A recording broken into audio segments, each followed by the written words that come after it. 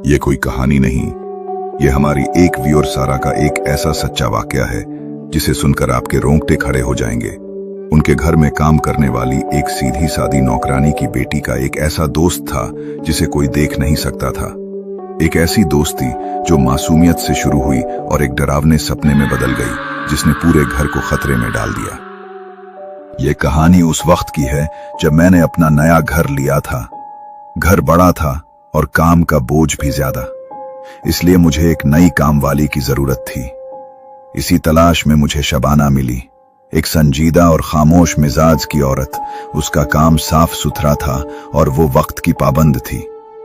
शबाना की एक 18 साल की बेटी थी जिसका नाम आफरीन था।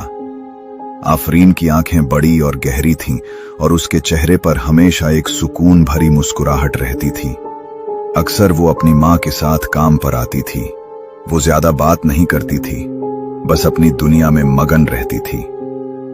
मैंने पहली बार उसके इस अजीब बर्ताव पर तब ध्यान दिया जब मैं किचन में नाश्ता बना रही थी और आफरीन सफाई कर रही थी। अचानक वो काम करते करते रुक गई और किचन के एक खाली कोने को देखकर मुस्कुराने लगी।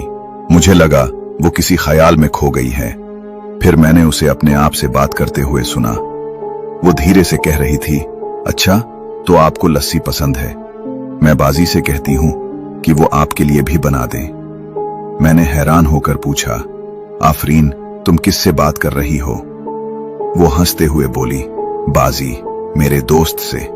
उसका लहजा इतना मासूम था कि मैंने उसे एक बच्चे की तरह नजरअंदाज कर दिया और इस बात को ज्यादा अहमियत नहीं दी। वक्त गुजरता गया और आफरीन अक्सर हमारे घर आने लगी। मेरा उसके साथ एक दोस्ताना रिश्ता कायम हो चुका था। वो मुझसे छोटे भाई बहनों की तरह खुलकर बात करने लगी थी, मगर उसके दोस्त की मौजूदगी का एहसास मुझे अक्सर होने लगा था। एक दिन मैंने अपने ड्राइंग रूम की अलमारी में एक बहुत ही कीमती फाइल रखी और फिर भूल गई।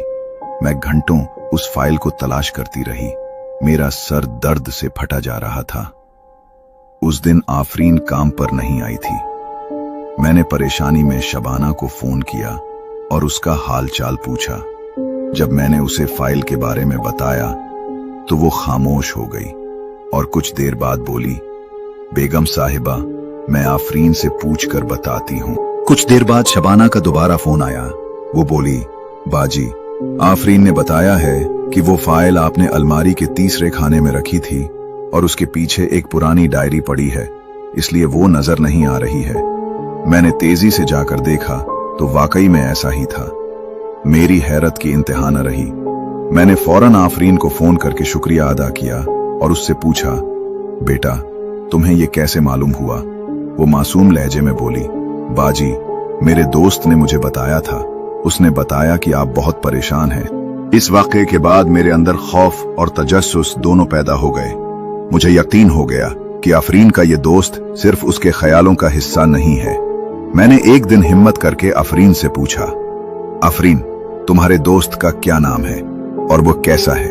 आफरीन ने शर्माते हुए बताया, उसका नाम नूर है, वो बहुत अच्छा है और हमेशा मेरा ख्याल रखता है।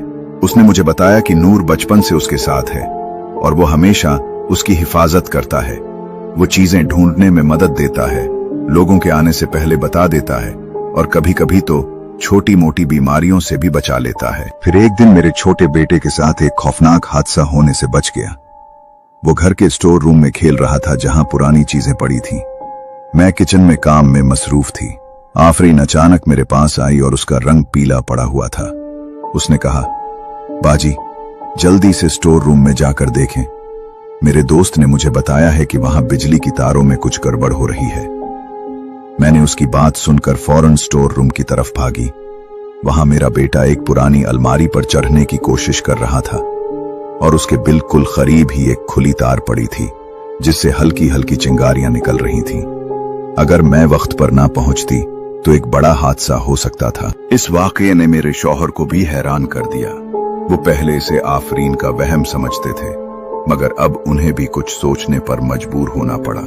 उन्होंने कहा कि ये किसी जादू टोने का मामला हो सकता है, मगर मैंने कहा कि आफरीन को देखकर ऐसा नहीं लगता।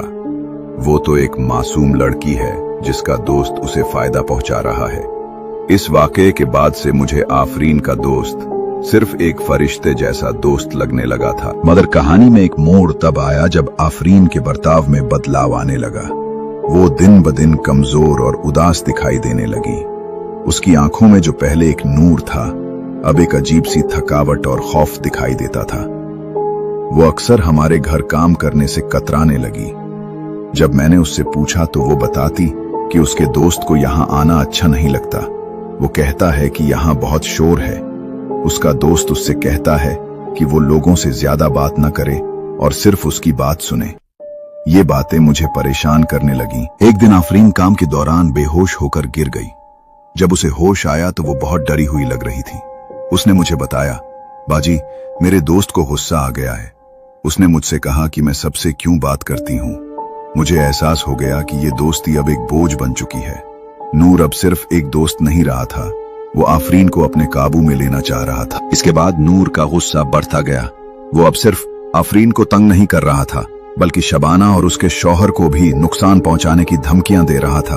एक दिन शबाना के शौहर का एक्सीडेंट हो गया और जब मैंने उसकी वजह पूछी तो शबाना रोते हुए बोली, बेगम साहिबा, मेरा शौहर बता रहा था कि उसने घर में किसी को देखा था और वो उसे कह रहा था कि अगर उसने आफरीन को उसके दोस्त से दूर करने की कोशिश की तो उसका बुरा अंजाम होगा। मेरे शौहर और मैंने मिलकर एक फैसला किया।